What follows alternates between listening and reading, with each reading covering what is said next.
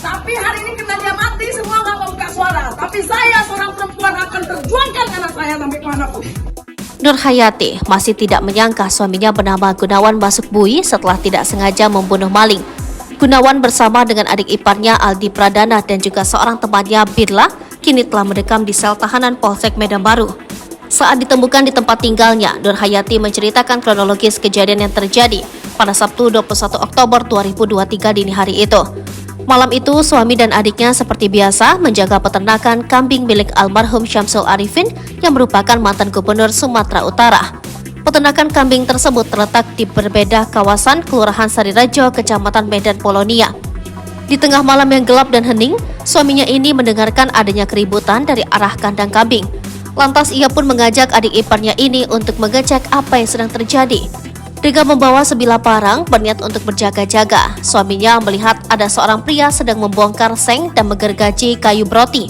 Memang bawa parang suami saya tapi nggak ada niat membunuh, kata Nur Hayati. Katanya saat itu suaminya ini langsung berhadapan dengan maling yang belakangan diketahui bernama Samsidi. Waktu itu Samsidi ini sempat memberikan perlawanan dan berupaya melarikan diri. Sehingga suaminya yang sedang spontan langsung mengayunkan parang yang dipegangnya itu ke arah kaki pelaku. Samsidi pun terkapar, tidak bisa melarikan diri lagi dan diduga tewas karena kehabisan darah. Padahal, menurutnya suaminya itu hanya berniat untuk melumpuhkan pelaku agar tidak melarikan diri.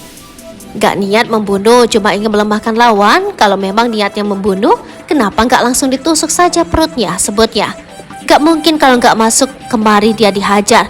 Kalau gak mencuri, kami bukan penjahat, sambungnya. Ibu 4 orang anak ini menjelaskan memang di kawasan tersebut termasuk di peternakan kambing yang dijaga suaminya ini hampir setiap malamnya disatroni maling. Tiap hari ada kemalingan di sini, bola lampu, sepatu anak sekolah, mesin air, mesin pemotong rumput, hilang semua bebernya. Setelah kejadian, suaminya bersamaan dengan 2 orang lainnya pun langsung diringkus polisi dan dijadikan sebagai tersangka.